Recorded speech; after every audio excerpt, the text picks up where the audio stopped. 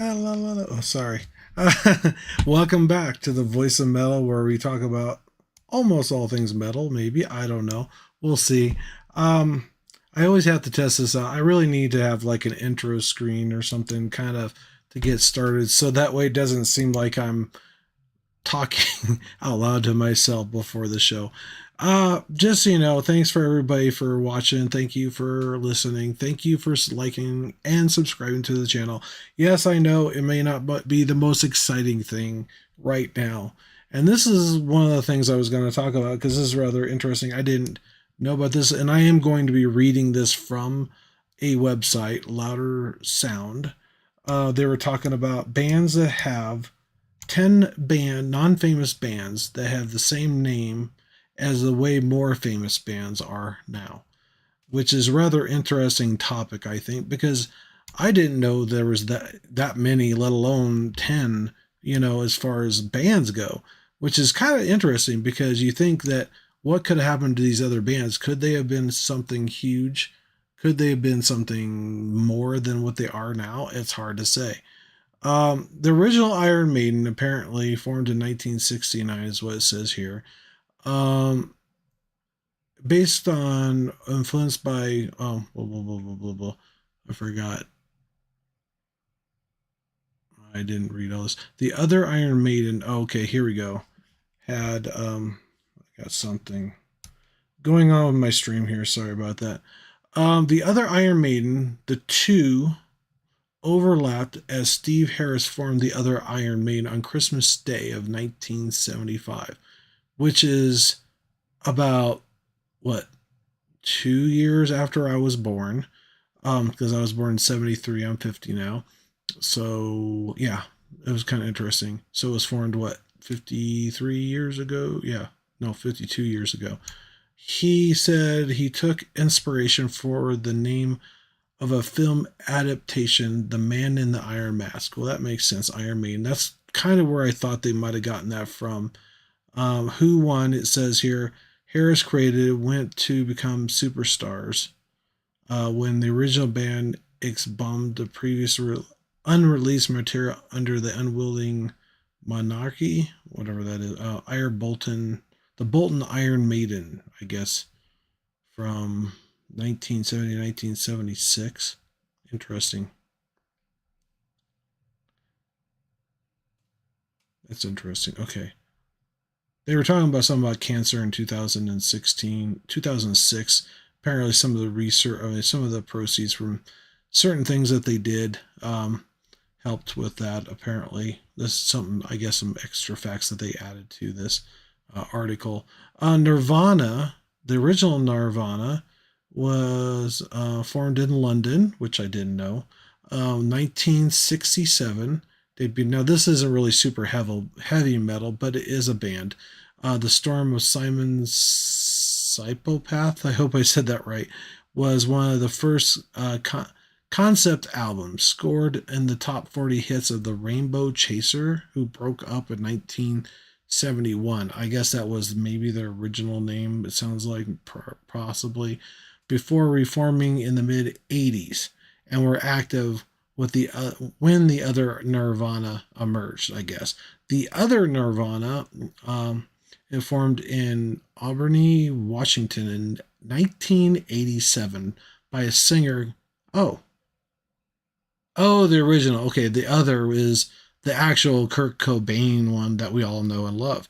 So the other one was the original one, apparently named Nirvana. Who won? The second Nirvana became one of the biggest bands in the world. Their impact has still felt long after Cobain's death. I can't say his name. Blah blah blah. Anyway, sorry. 1994, the original sued them over the name for an out of court amount settlement, reportedly a mere 100,000. Oh wow, $100,000, and they're still. Oh wow,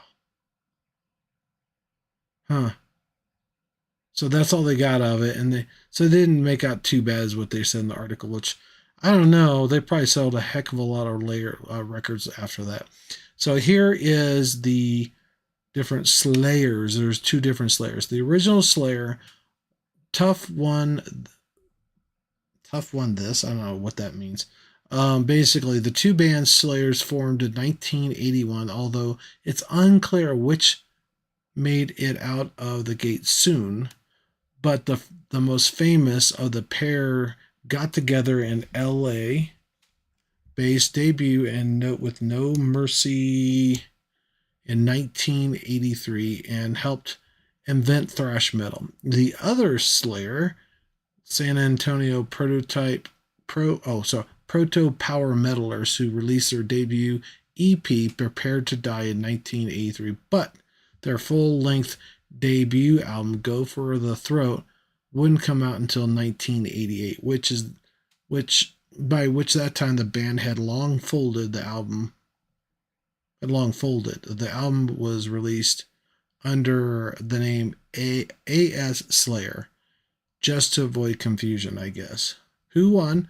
The California one, which is the one that we all know, and really, they actually, to be honest with you, they should have been up, I say, more popular a lot quicker and a lot sooner than they were, and more well known than they are right now. And personally, I believe that theoretically that should be the one that should have. I mean, they should have been out there sooner, like Metallica and Megadeth and stuff. That's my personal opinion. I never listened to them for years because of that, because the radio didn't play them, which is a big. It basically deprived me and probably other people that have never heard of them before that their awesomeness when it comes to music. Raining Blood was the one that I definitely heard the most, and I think that it was on the radio eventually, so that's probably the reason why I heard it sooner or later before streaming came out. So here I go. Sorry, I went off track. The California Slayer became one of the biggest four of the thrash metal that are in the International Slayer Day. Although members of San Francisco Slayer went on to play with Riot, Machine Head, Watchtower, Sacred Reich. So it's not a total waste of time. So that's rather interesting.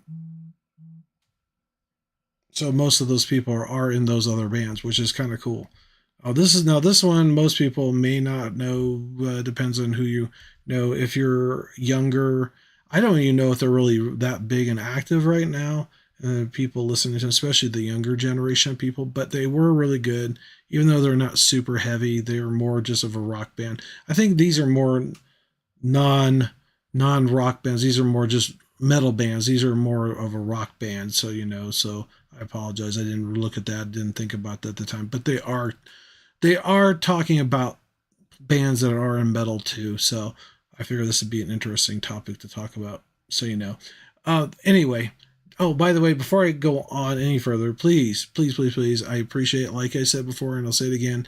If you haven't done already, please do me a huge favor. Watching the show would help because the hours I need to have that in order to get monetized. Two, also the likes and subscribes, because the likes kind of bring the channel to people. Number two, the subscribes, that helps too because I have to have so many for the monetization, unfortunately, too, as well. There's some of the YouTube rules. I mean, when I first years ago when YouTube started out, actually did I had the ability to monetize my videos, but they were just more personal stuff. So now it's a lot more difficult. I wish I would have done it. Hey, how are you doing? I'm sorry I didn't see you right away. Hi, Chris. I'm doing very good. I got two people chatting, maybe, or is it one? Oh. Are you still there? She's probably gone. It doesn't show you there, so I apologize. So if you are there, I can't see. I don't see that you're there, but I saw your message on here. Anyway, Skid Row was the original Skid Row is an Irish blues band formed in the '60s. People who passed through its revolving door, lined up includes Philip, Eric Bell, Gary Moore, all to whom would go on to play in Thin Lizzy, which I didn't know, which is kind of cool. So that was the original starting band for Skid Row. The other Skid Row, New Jersey hard rockers, fronted by Sebastian Bach, who got a leg up from Bon Jovi, riding the late '80s hair metal wave as it crested. Their self-titled 89 debut album sold millions through Toughened Up for followed up to Slave to the Grind, who won, of course, it was the UK one, and Ireland, which remains the best known. They remain the best known as the launch pad for Lana and Moore. I think that's how you say his last name. On the numbers level of the U.S. Skid Rows, basically, take it easy. Okay, I don't know that much. I mean, I haven't listened to too much of that before. Oh no, this one most people may know. Um, Sorry, give me 1 second.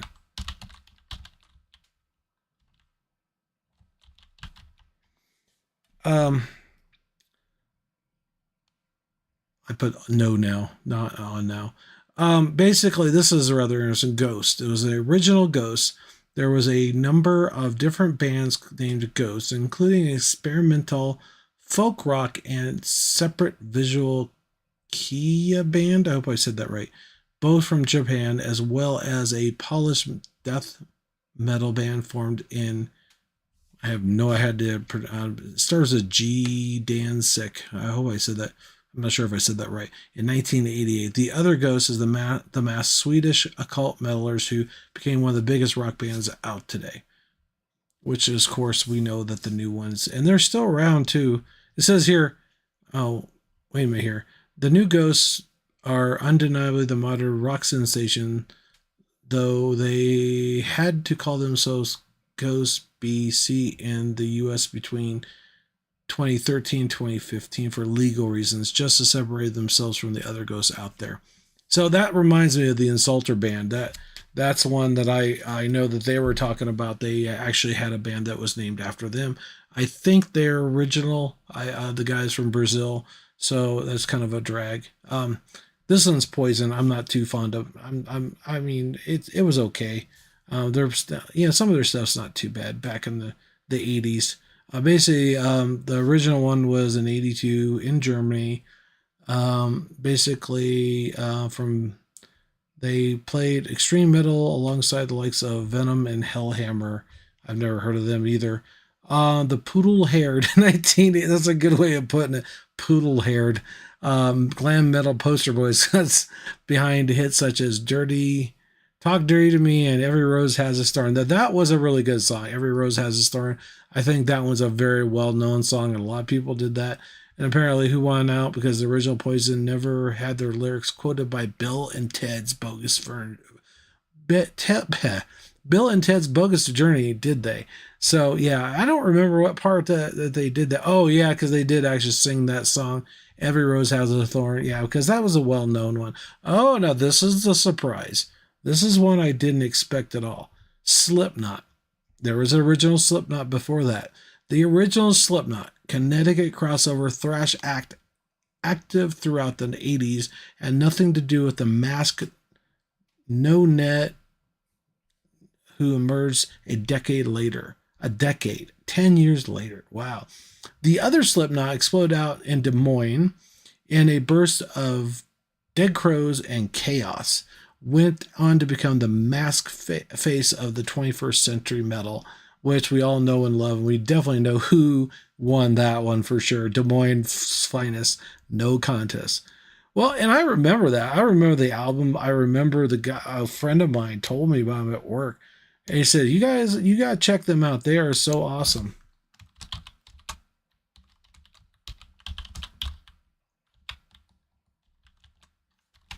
Um, Anyway, she popped in, said hello. I hope you're having a good night. I am having a good night, by the way. I just wanted to try to get on here a little earlier, just so that way Clover could say hello, even if she's not going to be on here the entire. I don't know if she's even on here now. To be honest, she could say hello. Um, I guess she left because I'm boring. I'm just kidding. She's not. She doesn't think I'm boring. But anyway, that's rather interesting. Now, Mr. Big. I don't even know the newer band. Oh, David Lee Roth, I think. Okay, well, maybe I do.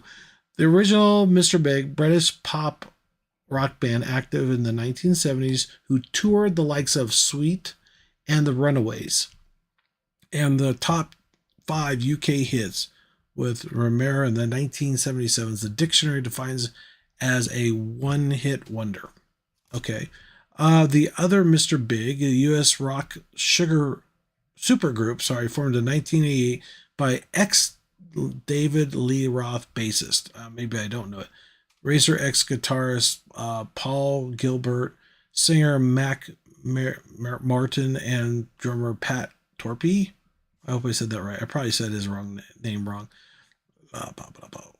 Yeah.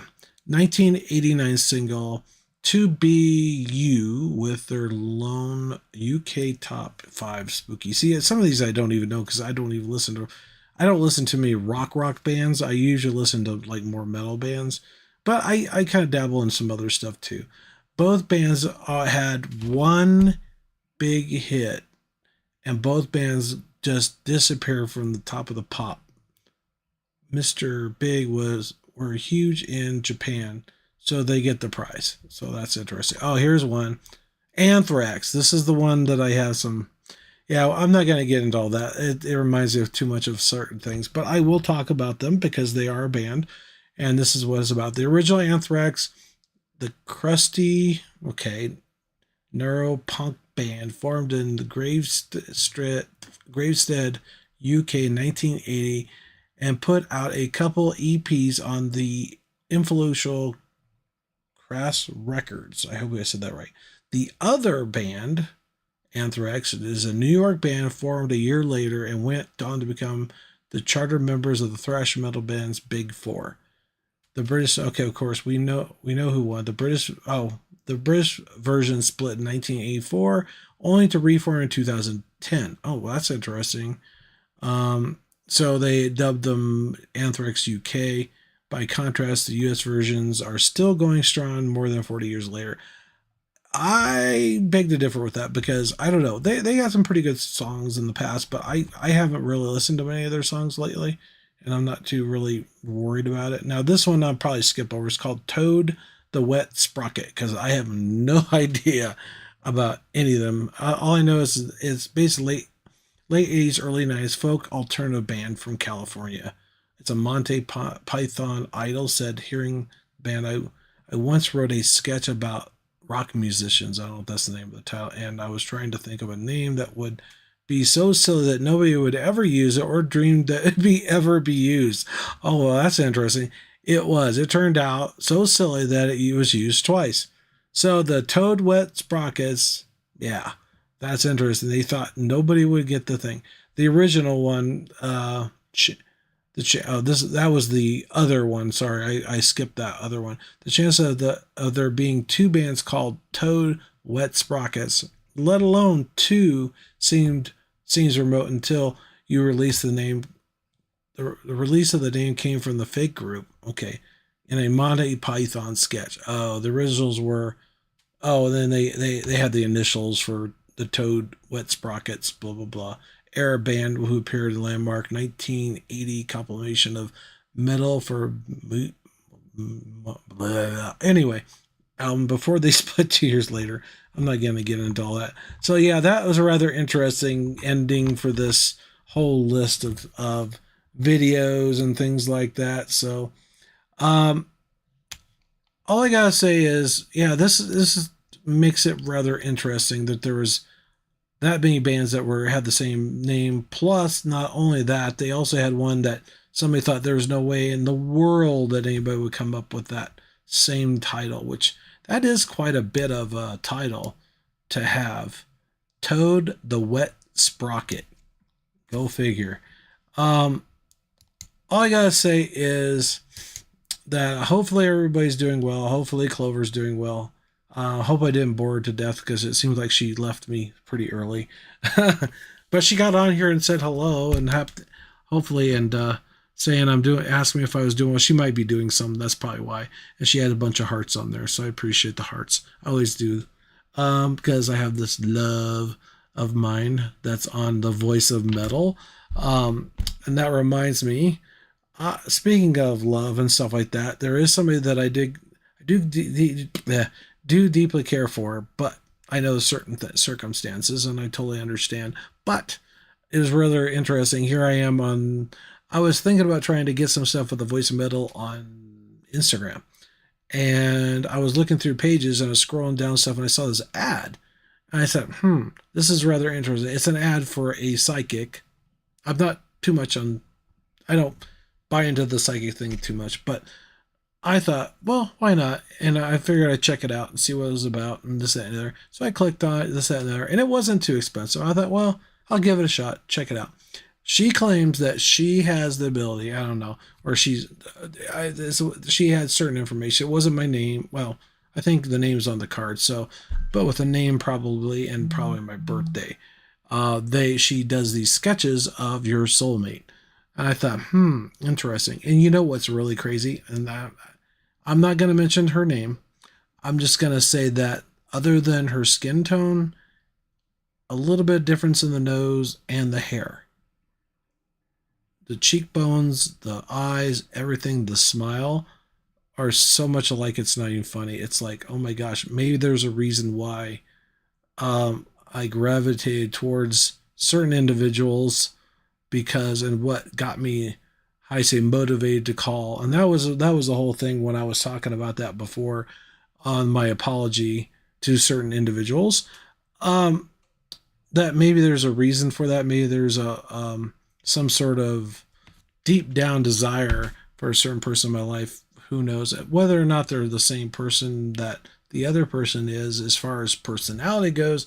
And even though she thinks that I don't know her that well, I know her enough to make a fairly rational decision on whether or not I would love to be with that person for the rest of my life, to be honest, personally. But that doesn't mean I know the person so completely. And she's probably right on that. So I'm not going to get into all that. But anyway, so I just wanted to clear that. But it's rather interesting. It was one of those little tidbits of information about me personally, Christopher Stevens.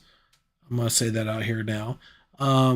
So when this channel gets up there and people actually know who it is and knows, sees me on the internet and sees me in a concert, and who knows, I might be in your town later on down the road. It's hard to say. I definitely will be going out of state for a concert because they're only playing in certain areas. If I do go to a festival, maybe you'll see me there. Who knows? I'm thinking about trying to do that. I'm just not sure which one I want to go to. I have a few that I have in mind. I haven't set up anything yet, but that would be cool to go see. I did go see the Max and Igor Cavalera when they re-released the. I'm trying to think which the song is. It's Above Their Eyes, Above Their Eyes. And that was phenomenal. So I've already tried to make him set up plans with a friend of mine and maybe some other people to get a table at the Oriental Theater in Denver to get tickets for four to go see the other, which is basically the Beastly Devastations re-release or re-recording, master re-recording of their original album, which they're doing a tour right now, or going to be doing it fairly soon. I think they're in maybe European countries right now. I think they're touring the U.S. here. I know in October is when they're going to be in Denver, I believe.